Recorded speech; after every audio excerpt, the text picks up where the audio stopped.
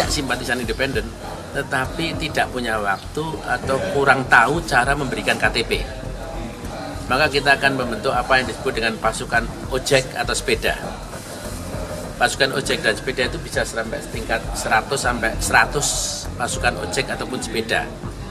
Dan tiap hari dia akan menjemput KTP dengan didukung media sosial yang memungkinkan simpatisan independen itu mengakses apa yang disebut formulir untuk menyerahkan KTP.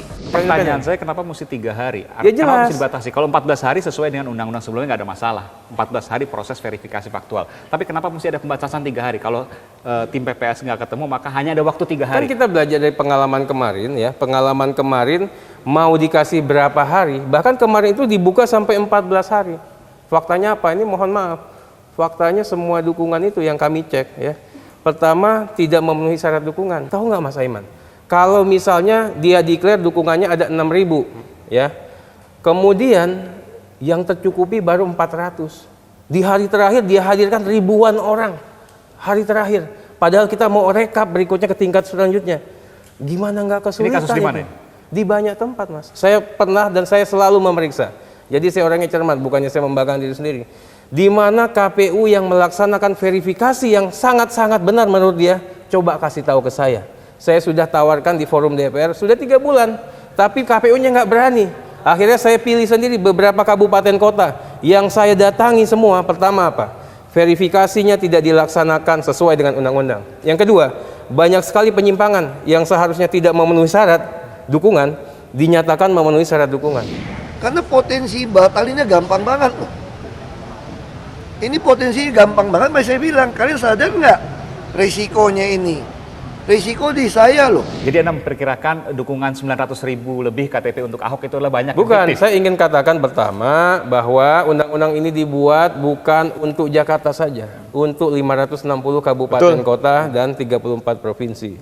Yang kedua, ya, justru saya ingin sampaikan kepada yang kalau konteksnya tadi ke teman Ahok dan Jakarta ini, ya, kalian ini beruntung. Kenapa? Beruntungnya kita menyediakan forum, ya, untuk apa? Untuk menyatakan bahwa dukungan kalian ini terbukti menurut hukum kalau memang dukungannya ada.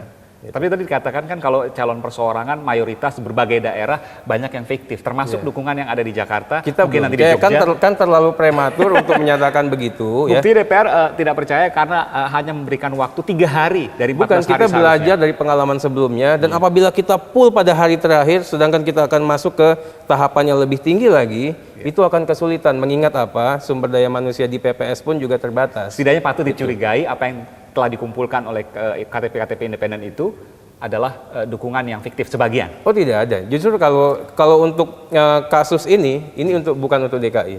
Kasus ini adalah untuk bagaimana kita akan katakan, hai pemegang kapital yang biasanya mengkondisikan demokrasi, saat ini kamu nggak bisa lagi. Kenapa? Akan kami cek satu-satu dukungannya. Kalau Ahok ini kan kelihatannya kan dukungannya memang real dari masyarakat. Jadi ini sama sekali tidak beririsan dengan kepentingannya teman Ahok. Mantan Ketua Mahkamah Konstitusi Jimli Asyidiki menilai bahwa perubahan revisi Undang-Undang Pilkada ini terburu-buru. Banyak yang nggak dibayangkan, banyak yang nggak dipikirkan, termasuk soal calon perseorangan. Jadi gini ya, kalau dibilang terburu-buru, saya ingin pastikan undang-undang ini adalah undang-undang yang revolusioner. Mohon maaf nih Pak Jimli, ya, undang-undang yang sangat revolusioner.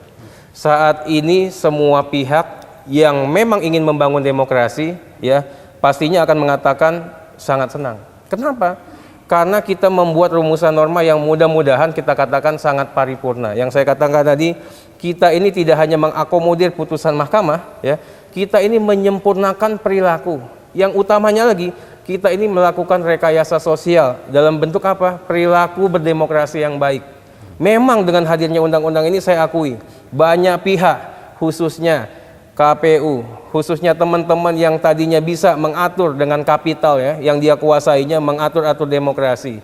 Kemudian pihak-pihak yang tidak punya niat atau itikat baik dengan demokrasi Indonesia yang sehat, mungkin akan terganggu. Sekarang nggak bisa macam-macam. Revisi undang-undang ini meningkatkan kualitas demokrasi. Ya pasti. Termasuk menjegal calon perseorangan adalah meningkatkan kualitas demokrasi. Konteksnya atau perspektif apa itu menjegal? Kalau kita lihat, mempersulit? Ya, itu bukan mempersulit, kan saya katakan tadi, apabila memang dukungannya real, ini adalah kontestasi yang paling efektif. Kenapa? Anda akan menang kok sebelum tarung. ya. Karena apa? Real dukungannya dan sudah dicek. Bayangkan saja mungkin pasangan calon yang diusung oleh parpol akan mikir 2 kali apabila apa? Misalnya pasangan calon yang perseorangan ini sudah diverifikasi dan ternyata dukungannya misalnya 20% daripada masyarakat pemilih.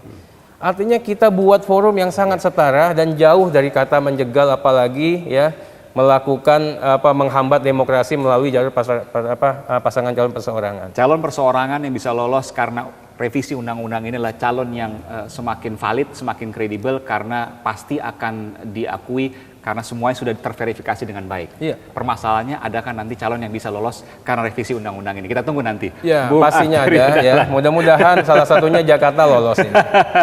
Terima kasih sekali lagi telah memberikan informasi di program ini. Terima kasih Mas Aiman. Ya. Tak ada yang salah dengan calon perseorangan. Aturan resmi negara ini mendaulatnya. Ia muncul bukan hanya di Jakarta, tapi dari berbagai daerah di seluruh Indonesia. Sebagai bentuk ketidakpuasan dari partai politik, bagus untuk negara, koreksi dari publik. Keberadaannya layak untuk tak dikekang, apalagi khusus dibuat jebakan. Saudara saya Aiman Wicaksono, sampai jumpa.